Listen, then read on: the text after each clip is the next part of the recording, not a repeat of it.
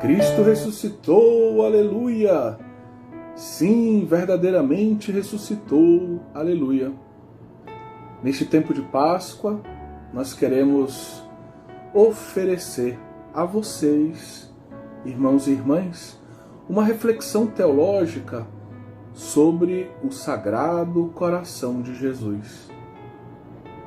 Como nós tivemos a oportunidade de dizer em outra formação, em que nós buscamos oferecer àqueles que nos escutavam, àqueles que nos seguiam,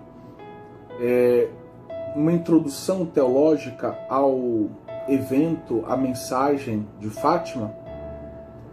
Nós queremos tentar ajudar com esta formação a superar uma certa aparente contradição que existe entre o mundo das devoções, por um lado, e uma certa teologia litúrgica, bíblica, que parece olhar com um pouco de desconfiança essas devoções mais recentes, ligadas a revelações particulares.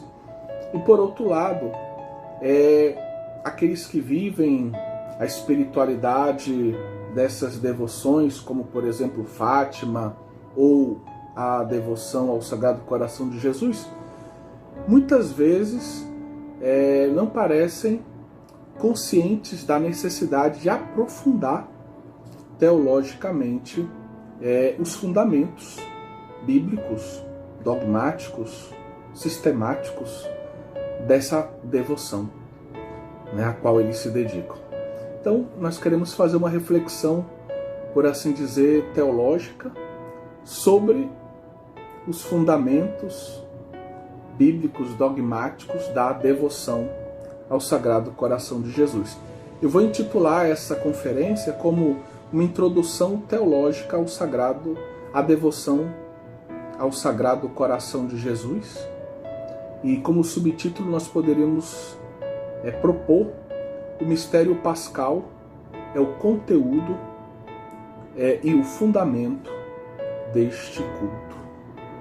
Em nome do Pai, do Filho e do Espírito Santo. Amém. O Espírito Santo de Deus ilumina a nossa inteligência e enche de amor o nosso coração, para que nós possamos mergulhar na verdade, reconhecê-la e amá-la, colocar-nos a serviço da mesma e difundi-la, proclamá-la. Nós te pedimos esta graça pela intercessão de Nossa Senhora, do seu Imaculado Coração.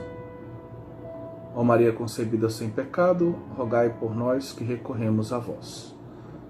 Nossa Senhora de Nazaré, rogai por nós. Então, queridos irmãos e irmãs, começo com uma breve observação. Nós vamos usar como fontes, além da Sagrada Escritura e de diversos textos, alguns textos fundamentais. Dentre eles, nós vamos usar um texto que nós, com a permissão devida, utilizamos no nosso curso de Cristologia, aqui na Faculdade Católica de Belém, de autoria do professor e amigo Manfred Hauck. Mas também vamos usar um artigo dedicado ao Sagrado Coração de Jesus, que se encontra no primeiro volume do Dicionário de Espiritualidade, traduzido em língua portuguesa pelas editoras Paulinas e Loyola. E também vamos utilizar um artigo do então cardeal Joseph Ratzinger, artigo de 1981, que se encontra num livro em italiano chamado Guardare il Crocifisso, contemplar o crucificado. Pois bem, a natureza humana de Jesus está unida à sua natureza divina, como nós sabemos, através da pessoa do Verbo encarnado. Esse é o conteúdo fundamental do dogma cristológico de Calcedônia, né? O Concílio de Calcedônia, no ano 451, define essa verdade, a união hipostática, né? hipóstase no sentido aqui de pessoa, ou seja, a natureza divina se une à natureza humana, é na pessoa do Verbo que se encarna. Por isso, a natureza humana de Jesus, a humanidade de Jesus recebe a adoração junto com a divindade. A gente só pode adorar a Deus, mas quando Deus se encarna e assume a nossa humanidade, quem é a pessoa que, digamos, assume a nossa humanidade? É a pessoa divina, né? E essa natureza humana está unida à divina, de tal modo que, ao adorar o Verbo que se encarnou, eu estou adorando, né, junto com a divindade, a humanidade de Jesus. E esta verdade, ela se coloca em primeiro plano quando a gente pensa na nossa realidade eucarística.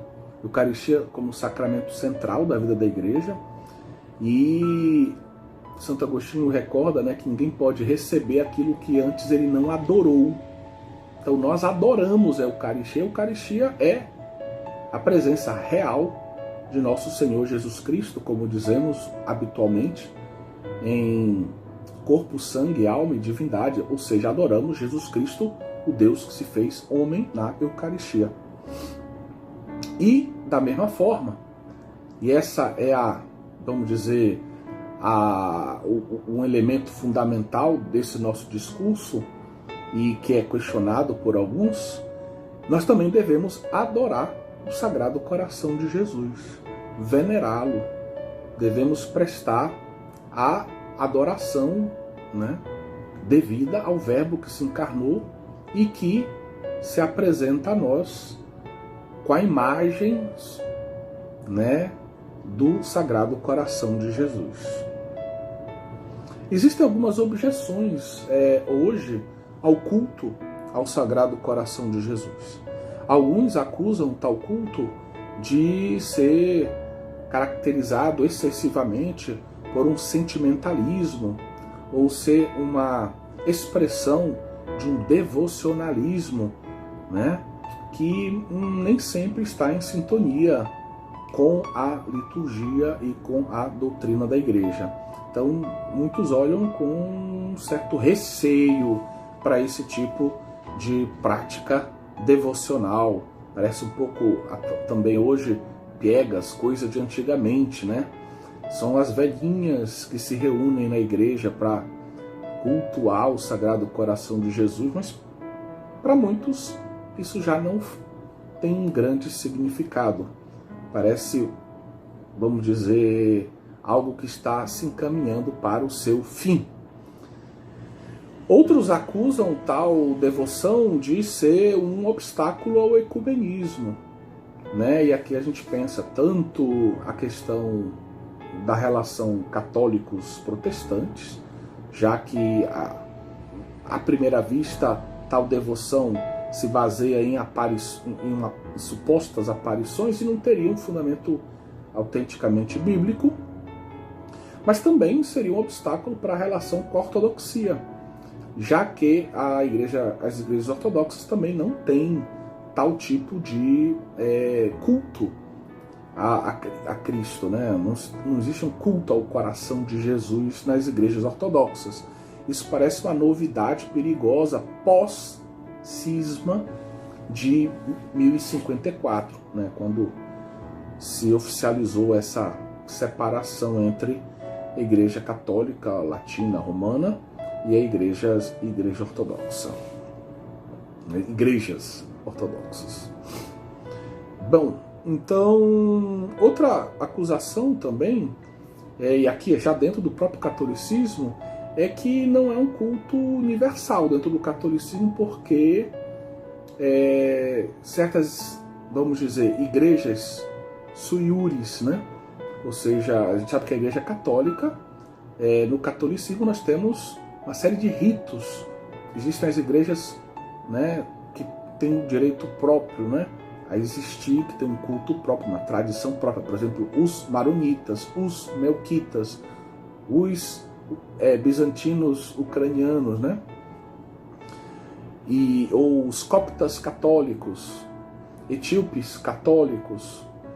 Então nós somos na verdade uma família de tradições, rituais, eclesiais, culturais dentro da própria igreja, e não em todas existe esse culto. Parece uma coisa mais do rito latino. Não seria uma ameaça à unidade da catolicidade tal prática?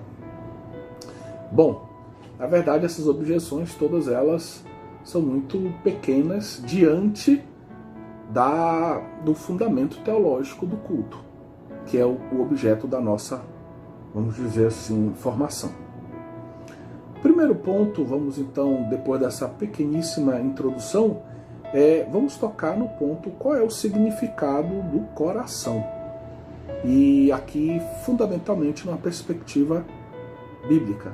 Mas antes eu gostaria de citar uma frase de um físico internacionalmente, mundialmente conhecido, judeu, Albert Einstein, que numa entrevista em 1946 ao New York Times, o badalado jornal, ele afirmou que o maior problema do século XX não é tanto a energia atômica, mas, vejam bem que era 1946, logo depois do final da Segunda Guerra, mas o maior problema é o coração do homem. E ele identificou com a imagem do coração o problema da humanidade, o coração como imagem do que nós somos. Isso é significativo. E gostaria de recordar também alguns outros fatos, antes de entrarmos nas perspectivas bíblicas. Mas, por exemplo, um grande papa como Leão XIII, que governou a igreja por 25 anos, mais ou menos, de 1878 a 1903, papa que publicou um grande número de documentos, por exemplo, sobre a Bíblia, ou sobre a doutrina social da igreja, a famosa Rerum Novarum. Ele considerava o ato de consagração do gênero humano ao Sagrado Coração de Jesus o mais importante ato do seu pontificado. Isso é muito significativo.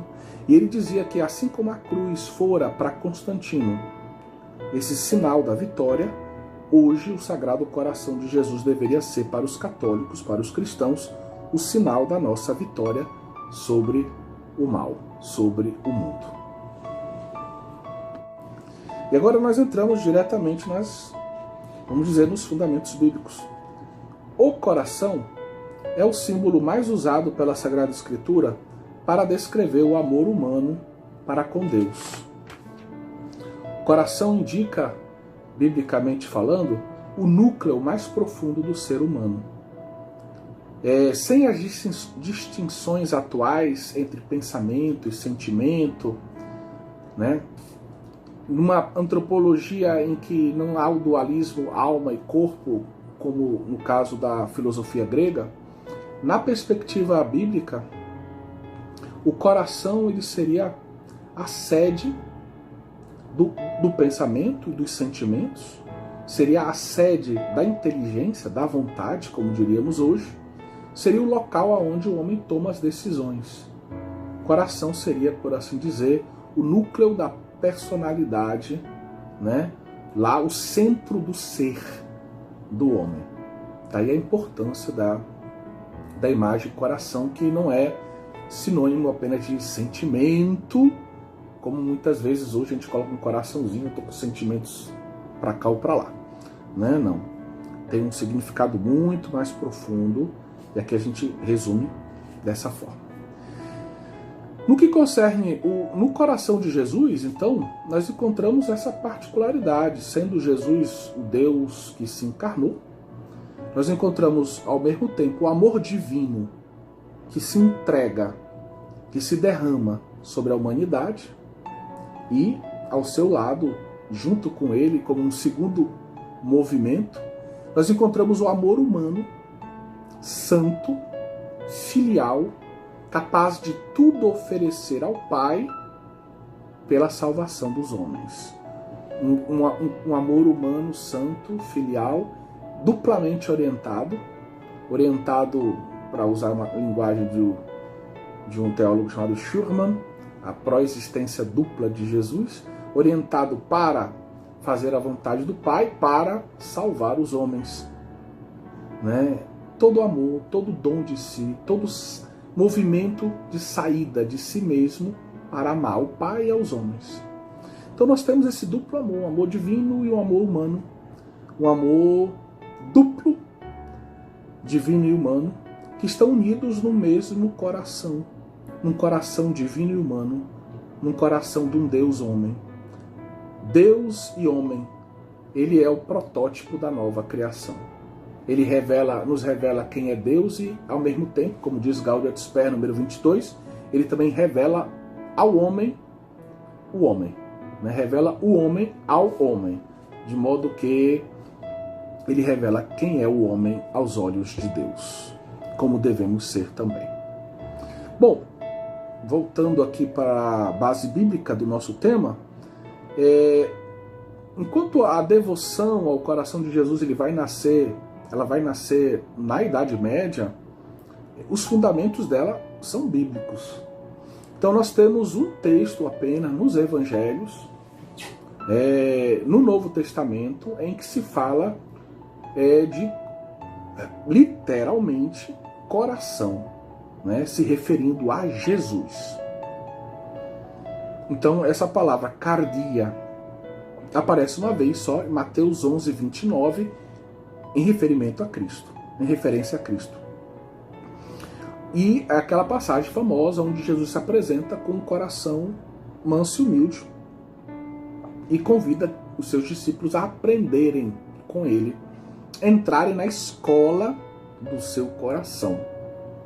E aí eu me antecipo, mas realmente o Sagrado Coração de Jesus, a devoção ao Sagrado Coração de Jesus é uma escola que forma o nosso próprio coração. E aqui coração não só sentimento, coração núcleo da nossa pessoa, da nossa, né, o sede das nossas decisões, sede da nossa inteligência, vontade, sentimentos, tudo quanto.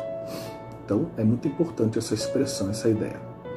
Porém, vamos dizer que outro texto que é muito mais badalado quando se quer fundamentar biblicamente o culto ao Sagrado Coração de Jesus é João 19:34, que todos nós conhecemos. Jesus que, tendo morrido na cruz, tem o seu lado aberto por uma lança.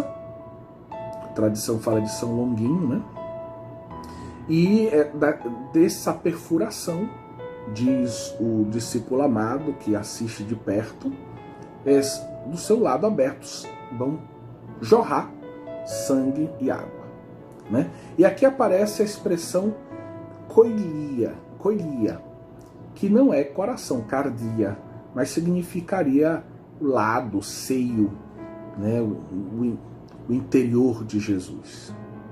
Esse seio interior, fisicamente falando. O grande exegeta, e aqui citado, né, pelo cardeal Ratzinger no seu artigo, Rudolf Schnackenburg, ele vai dizer que Jesus crucificado, ele corresponde a um outro texto onde aparece também o termo do seu seio, né, do seu interior, koilia, corresponde a um outro texto do próprio Evangelho de São João, João 7, 37 a 38. Eu vou ler esse pequeno texto, porque talvez você não lembre tanto dele. Então vamos ler aqui. No último e principal dia da festa, Jesus de pé exclamou: se alguém tem sede, venha a mim e beba. Versículo 38. Quem crê em mim, conforme diz a Escritura, do seu interior fluirão rios de água viva. Então, aqui aparece de novo o termo koilia, como explicava. Então, Schnackenburg, ele vai dizer que essa palavra se cumpre no Evangelho de São João. Mas talvez, ao ler essa palavra, você diga, mas aqui Jesus não está falando do seio de quem vai crer nele?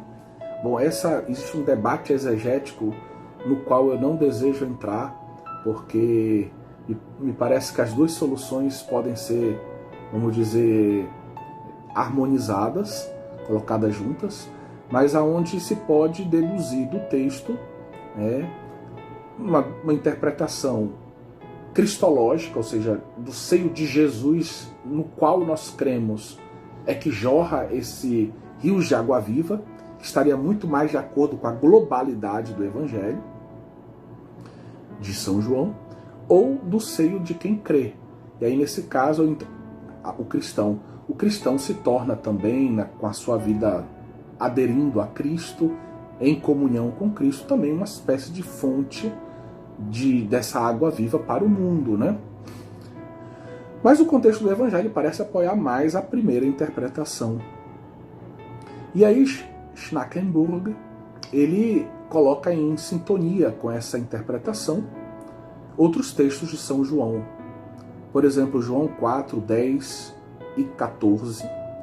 É o diálogo de Jesus com a samaritana, onde Jesus se apresenta como aquele que pode dar a água da vida, né, para a samaritana e para qualquer pessoa.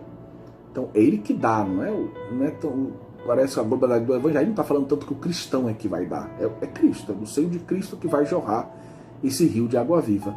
E no capítulo 6, versículo 35, aparece a seguinte frase: quem crê em mim não terá mais sede. Então Jesus diz que quem vier a ele vai beber, né? Então quem crê nele não vai mais ter sede, ele vai dar de beber para quem crê nele. Então tudo isso vai apontando na direção da cruz de Jesus, do lado aberto de Jesus, como realizando João 7, 37 e 38. E aí, indo ao Antigo Testamento, ele vai buscar alguns textos, como Êxodo 17, versículos 5 a 6, que foi, digamos, explicado por São Paulo na primeira carta aos Coríntios, capítulo 10, versículo 4. Então é a imagem da rocha. Então Moisés bate com o seu cajado nessa rocha, a pedido de Deus, sob ordem de Deus, e dessa rocha, do seio da rocha, vai brotar, né, água, que vai saciar a sede do povo de Deus.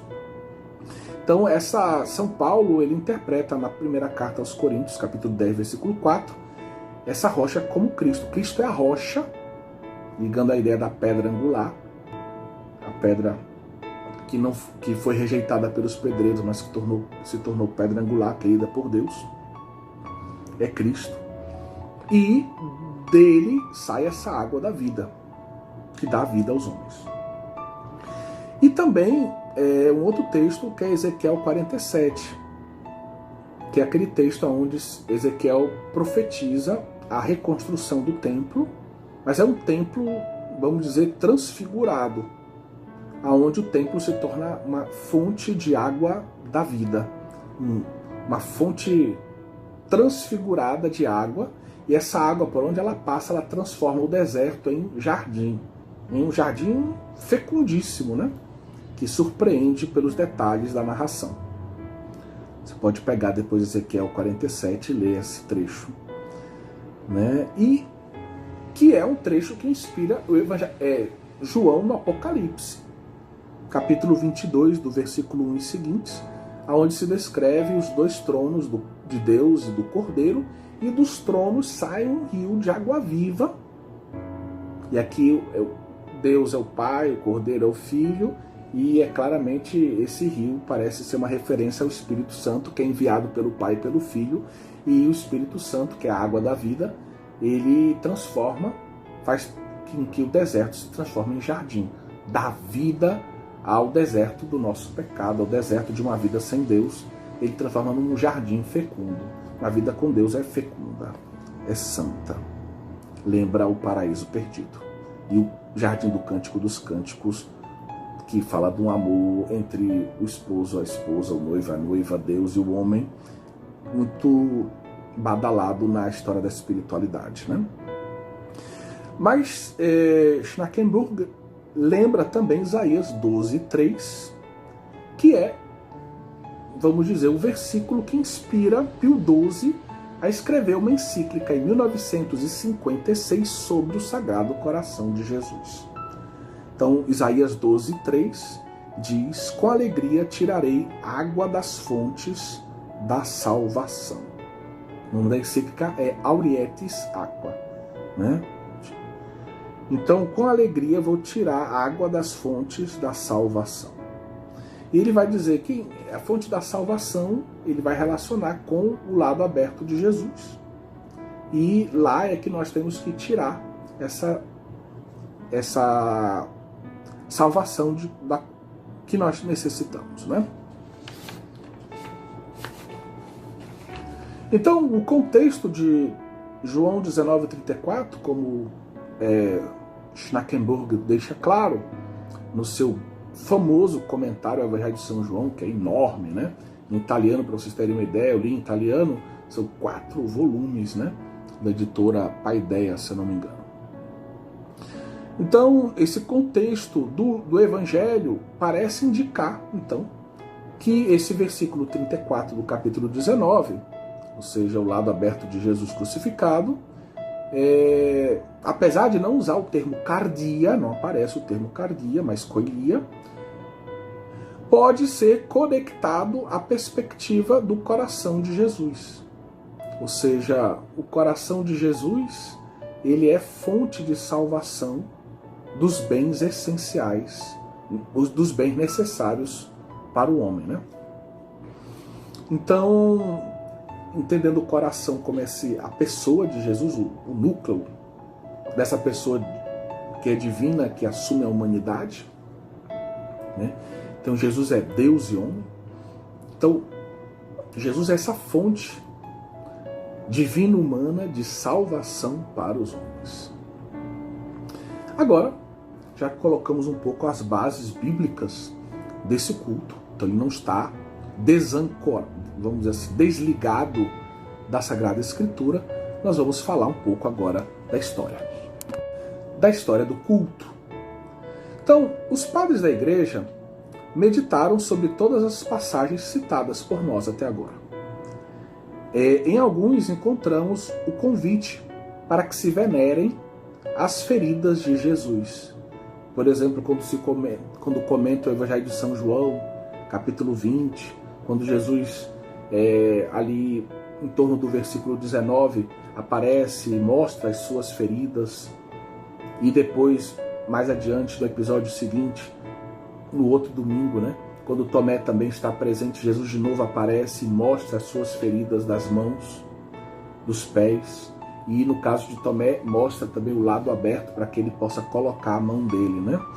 Então, nós temos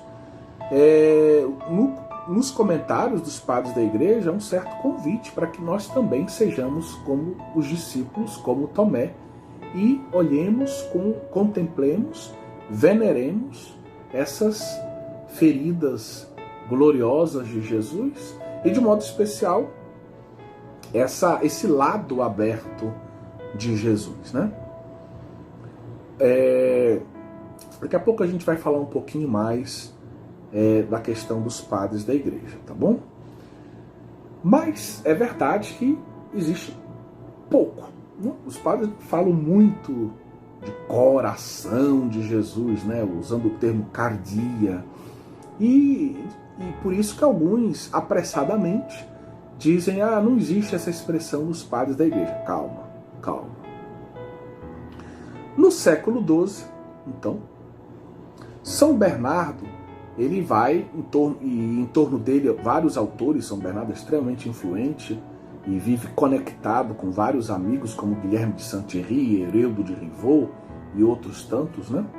Autores da época, como Pedro o Venerável e Ruperto de Deutz e tantos outros da época. Então, São Bernardo, ele fala da abertura do lado de Cristo como lugar em que se revela o amor do coração de Jesus.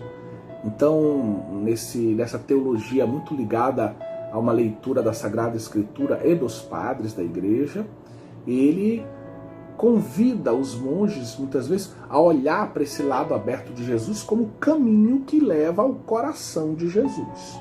Ou seja, o lado é um caminho que leva até o coração, até o núcleo do mistério do Cristo, né? Da sua identidade e da sua missão de ser fonte salvífica para todos nós. Então ele convida os seus monges a, de certa forma, entrarem nesse lado aberto, se refugiarem nessa ferida gloriosa de amor.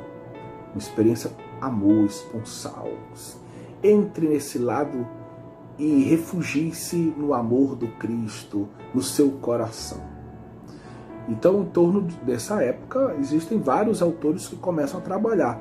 Podemos pensar também Hugo de São Vítor, que já não é movimento em teologia monástica, mas fica na fronteira entre uma teologia monástica e uma teologia mais escolástica, ali no convento de São Vítor, ali em Paris.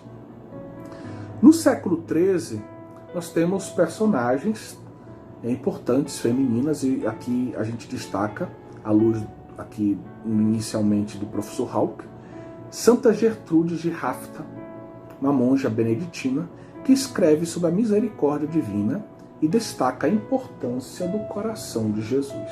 Então, se você quiser conhecer um pouco mais dessa monja, e vale a pena, você tem essa obra aqui em português, Mensagem da Misericórdia Divina, e tem essa outra obra aqui, Vida e Exercícios Espirituais também. E finalmente tem um pedacinho apenas dessas revelações sobre a misericórdia divina, seria o livro 2, Revelações de Santa Gertrudes. Então ela recebe uma série de revelações particulares e fala muito do Sagrado Coração de Jesus, é impressionante. E aqui eu já faço uma referência, muitos pontos em comum com a revelação mais tarde feita a Santa Faustina Kowalska. Então vale a pena aprofundar o tema. Bem, pode-se falar também de uma tradição dos cartuchos, ligado ao amor e à veneração pelo coração de Jesus, que vai influenciar a devócio moderna no século XV, movimento que quer inspirar devoção para a vida dos leigos, especialmente na espiritualidade, vamos dizer, não tanto litúrgico, sacramental, mas mais em casa, na oração pessoal, na oração familiar. E a devócio moderna é muito marcada, é um pouco acusada de ser um pouco sentimentalista. Ela tem várias obras que são, vamos dizer assim, retratos bonitos dessa devócio moderna que mostram o que ela tem de melhor. E dentre elas a gente pode citar a Imitação de Cristo do Thomas Kempis, né? Então é um exemplo do que era a devócio moderna, por exemplo. Um excelente exemplo. No século XVII, então, é um século especial para o Sagrado Coração de Jesus, porque dois personagens são fundamentais. Uma é mais conhecida, o outro um pouco menos. São João Eudes e Santa Margarida Maria Alacoque. Então vamos começar a falar do padre, do Santo João Eudes, que era um oratoriano. Então ele vai se dedicar às missões e então, vamos dizer, a teologia. Ele faz parte ali do que a gente pode chamar École Française de Spiritualité, Escola Francesa de Espiritualidade.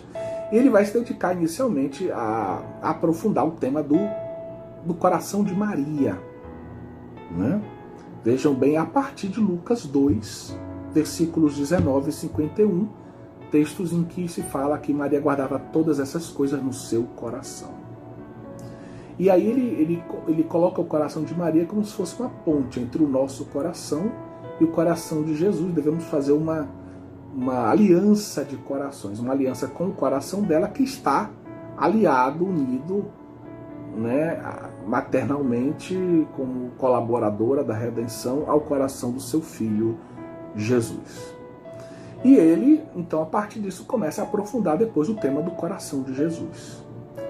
E é nesse âmbito do aprofundamento teológico sobre o tema do coração de Jesus que ele consegue a permissão de bispos franceses, das autoridades eclesiásticas necessárias, para que ele possa celebrar, num âmbito um pouco restrito, a primeira festa litúrgica do Sagrado Coração de Jesus.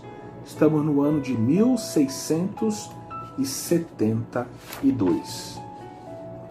Vejam que no ano seguinte, Santa Margarida Maria Alacoque, da Ordem das Visitandinas, das Irmãs da Visitação, no convento, no mosteiro de Paray-le-Monial, na França, começa a receber revelações particulares de Jesus, recomendando a adoração ao seu Sagrado Coração. Né? Qual é o núcleo dessa mensagem que ela recebe e que é maravilhosa? Em português você tem uma autobiografia dela, traduzida em português, porém você tem esses escritos completos, essa aqui é a versão em língua francesa, e que ainda não existe, que eu saiba, das obras completas dela em português. Existe em italiano, com certeza que eu já tive. Bem, então Santa Margarida Maria Alacoque, ela vai receber uma mensagem vamos tentar enuclear aqui os pontos principais. Jesus convida à veneração ao seu Sagrado Coração. É um último esforço do amor de Jesus para arrancar os homens do reino de Satanás. Ou seja, é uma revelação que visa a salvação dos homens, vencer o mundanismo, vencer a maldade, vencer o reino de Satanás, que muitas vezes consegue espaço nos corações até dos cristãos e dos bons católicos e, vamos dizer, dificulta o nosso caminho salvífico. Pode até impedi-lo, né? Pio XI, por exemplo, ele vai recordar esse aspecto, baseando-se no texto de Mateus 24:12, dizendo que nos últimos tempos, pelo crescimento da iniquidade, o amor de muitos esfriará. Então a veneração é um meio para combater a indiferença pecaminosa do coração do homem, do mundo. Então Pio XII ele faz referência a isso, né? Num de seus textos, Pio XI, perdão, dizendo que é preciso que essa devoção nos ajude, que esse olhar para o Sagrado Coração de Jesus nos ajude a ter um coração cheio de fervor espiritual, né? Um coração com fogo da graça de Deus, do amor divino, para que nós evitemos tudo o que precisamos evitar e possamos aderir a tudo o que precisamos aderir para percorrer o caminho salvífico. Um segundo ponto, se promete uma bênção especial a todos os que, nós usamos a linguagem, entronizarem a imagem do coração de Jesus, por exemplo, em suas casas ou nas igrejas, né? E isso é muito importante ressaltar. Aqui do lado eu tenho uma imagem do coração de Jesus, vocês com certeza já notaram, né? E aí nós com certeza conhecemos casas de pessoas aonde se encontram essa imagem do Sagrado Coração de Jesus, às vezes até tendo ao seu lado o Imaculado Coração de Maria, que foram entronizadas, né, com bênção, com orações próprias, como sinal daquela adesão daquela família, daquela pessoa, né, a essa promessa de Deus, a essa espiritualidade, a essa graça que Deus nos oferece por meio do coração sagrado do seu Filho. Terceiro ponto, a introdução de uma festa na primeira sexta-feira após a oitava de Corpus Christi, ou seja, Corpus Christi, aí 8 dias de festa, conclui-se na sexta-feira, como Corpus Christi é quinta-feira, né? Se conclui numa quinta-feira, então na primeira sexta-feira, ou no dia seguinte, tem a festa do Sagrado Coração de Jesus. Isso é muito bonito, porque mostra uma relação profunda entre Sagrado Coração de Jesus e Eucaristia. Recomenda-se então a comunhão nesse dia como expiação pela indiferença e pelos sacrilégios contra a Eucaristia. Vejam que tema importante. Então, essa relação com a Eucaristia fica muito evidente nesse ponto do nosso discurso, e se recomenda a comunhão em expiação pela indiferença e pelos sacrilégios contra a Eucaristia. Sagrado Coração de Jesus e Eucaristia caminhando lado a lado. E é por isso que a gente pode, de certa forma, a adoração, eu falei dos dois, a gente pode dizer que, de certa forma, nós vemos, por assim dizer, no sacramento da Eucaristia, essa presença real do Sagrado Coração de Jesus, do Cristo na sua inteireza, Deus e homem, fonte de salvação, né, pela sua cruz e pela sua ressurreição para todos os homens, né? Então existe uma relação muito profunda aqui.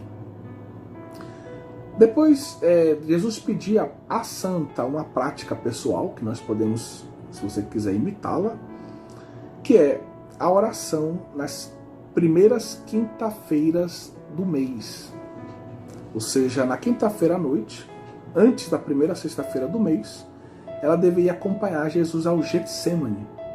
Então, rezar das 11 da noite à meia-noite, mergulhando no mistério do Getsêmani. Outro ponto, quarto agora, a comunhão nas 9 primeiras sextas-feiras, em 9 primeiras sextas-feiras do mês, seguidas. Então, quem fizesse essa prática com amor, com devoção, com coração aberto, com piedade, não recebe uma promessa do Cristo, não morrerá em pecado mortal. Receberá a graça dos sacramentos finais e o refúgio do Sagrado Coração, no Sagrado Coração na hora da morte. Então, promessa espetacular. Vamos colocar isso em prática, né? A igreja, diante de tal veneração, de tal mensagem, que a gente tentou resumir ao máximo, talvez não tenhamos conseguido, me perdoe, mas tentamos.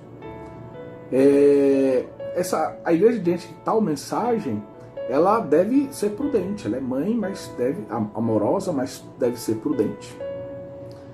E uma frase de Santo Tomás de Aquino nos ajuda a entender qual é o papel das revelações particulares. Elas não acrescentam nada à revelação. O ápice da revelação, né, ela se completa com Jesus Cristo. O ápice da revelação é Jesus Cristo que completa a revelação. Depois, vamos dizer, da Páscoa, e aqui a gente inclui na Páscoa já Pentecostes, o início da igreja, não há mais nada de novo. O depósito da fé está ali já na sua inteireza, né? Mas, então, o que seriam as revelações particulares? São Tomás de Aquino, na questão 174 da segunda parte da Suma, a secunda, ele vai dizer assim,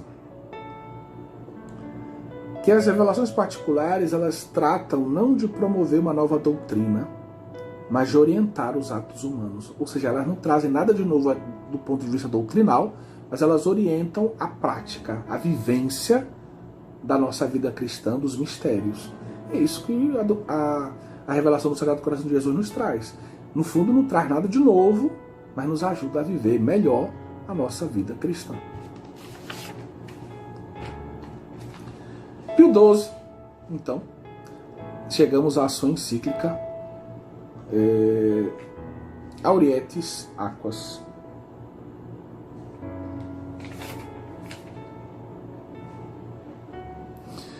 As revelações a Santa Margarida, diz ele, justamente não acrescentam nenhum elemento novo à doutrina católica.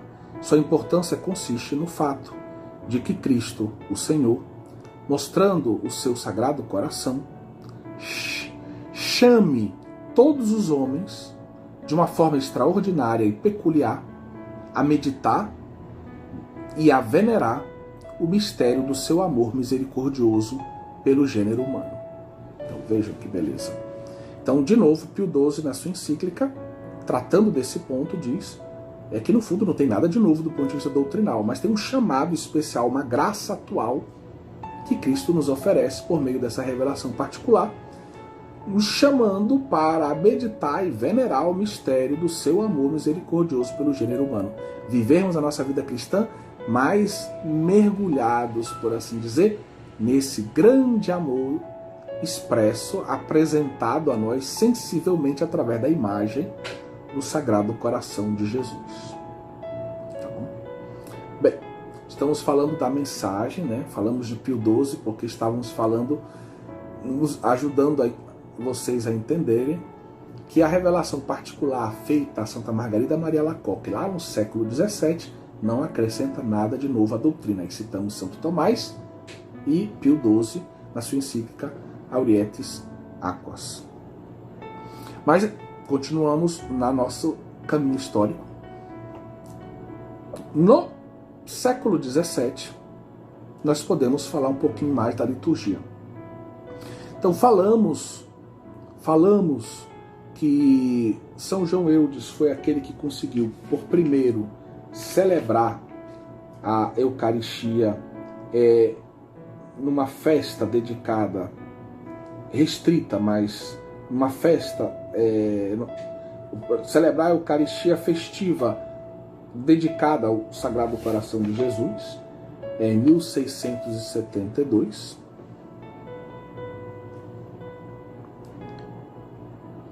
E aí, em 1693, se celebrou pela primeira vez a festa do Sagrado Coração de Jesus na Igreja da Visitação do convento onde viveu Santa Margarida Maria Alacoque, lá em Parelmonial.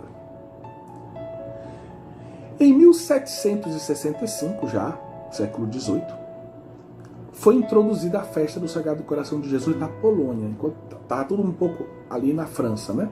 Agora, chega na Polônia. Em 1786, Pio VI defende o culto do Sagrado Coração de Jesus contra os ataques do pseudo-sínodo de Pistoia, de 1786. É interessante, porque a igreja nesse período está passando por uma grande dificuldade, que é o jansenismo. E o jansenismo propõe uma espiritualidade muito dura e pouco sentimental, muito marcada pelo pecado, aonde parece que o horizonte da misericórdia e do amor divinos estão muito distantes do homem. E justamente o Papa Pio VI ele propõe a devoção do Sagrado Coração de Jesus como um remédio contra o jansenismo. Esse é um tema muito interessante, que eu tratei dele no ano da nossa escola de espiritualidade, feita aqui na Faculdade Católica de Belém, em comunhão com a Catedral Metropolitana de Belém. Então propusemos durante um ano um caminho tocando em todos os grandes pontos da história da espiritualidade e dediquei uma aula a esse tema, porém aqui eu não posso aprofundar mais do que isso. Esse tema muito bonito. Ou seja, o Sagrado Coração de Jesus é um remédio contra o jansenismo. Então, os jansenistas não gostam do culto do ao Sagrado Coração de Jesus. 1864, Pio IX introduz a festa do Sagrado Coração de Jesus para toda a igreja. Vejam que no século XIX, aquela festa lá no século XVII que Jesus pediu, se tornou agora universal. E Margarida Maria Alacoque é beatificada pelo mesmo Papa. Em 1899, Leão XIII publica uma encíclica chamada Annum Sacrum, preparando a Igreja para a grande consagração do gênero humano ao Sagrado Coração de Jesus, que ele faz, então, na virada do século. No ano de 1900, Leão XIII vai aumentar o grau da festa litúrgica e vai introduzir a prática das missas votivas ao Sagrado Coração de Jesus, que até hoje fazem parte do nosso, vamos dizer, da nossa tradição litúrgica.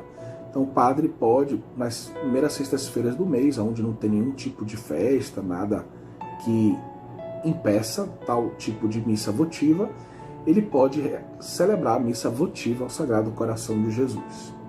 E introduz também uma ladainha, a ladainha do Sagrado Coração de Jesus, que é aprovada pela Igreja, proposta pelo Papa Leão XIII.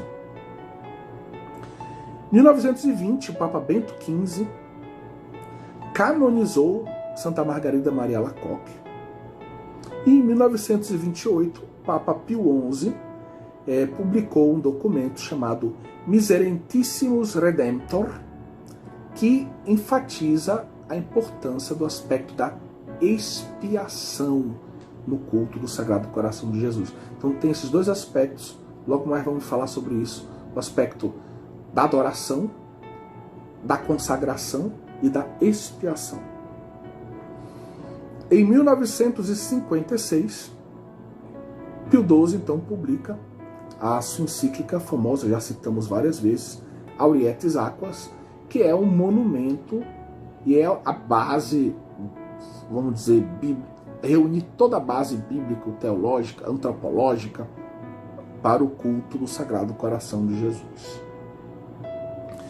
Só um detalhe que eu esqueci, que aí você pode pesquisar depois, eu não vou poder aprofundar, mas Leão XIII, quando realiza aquele ato de consagração do gênero humano ao Sagrado Coração de Jesus, o faz também sob influxo de uma outra religiosa que morava em Portugal, chamada Maria do Sagrado Coração, que escrevia para ele com algumas revelações particulares também. Tudo indica que ele tinha ficado gravemente doente, na época não se publicava tanto aquilo que era a saúde pessoal do Papa, mas tudo indica que ele talvez tenha tido uma espécie de câncer de esôfago e que ele teria ficado curado na prática do culto ao Sagrado Coração de Jesus. E isso foi decisivo para que ele também tomasse a decisão de consagrar o gênero humano ao Sagrado Coração de Jesus e visse isso como o principal ato do seu pontificado. O documento de Pio XII, então, Aurietis Aquas, é uma síntese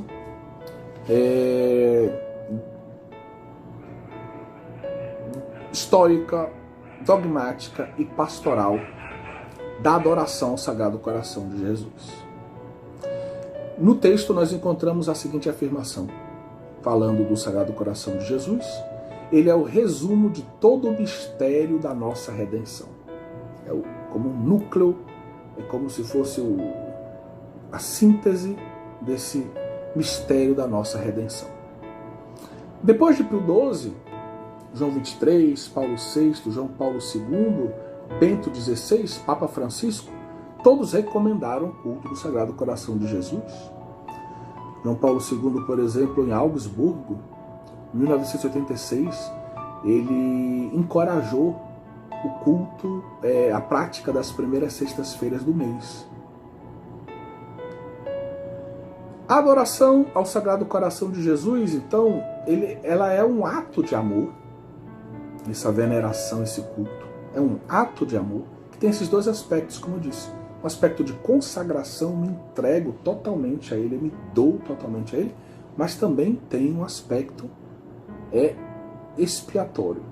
Ou seja, eu ofereço orações, o meu amor, as práticas de devoção, o meu tempo de adoração, em reparação, em expiação pelos pecados do mundo, pelos pecados que a humanidade comete contra o coração de Jesus.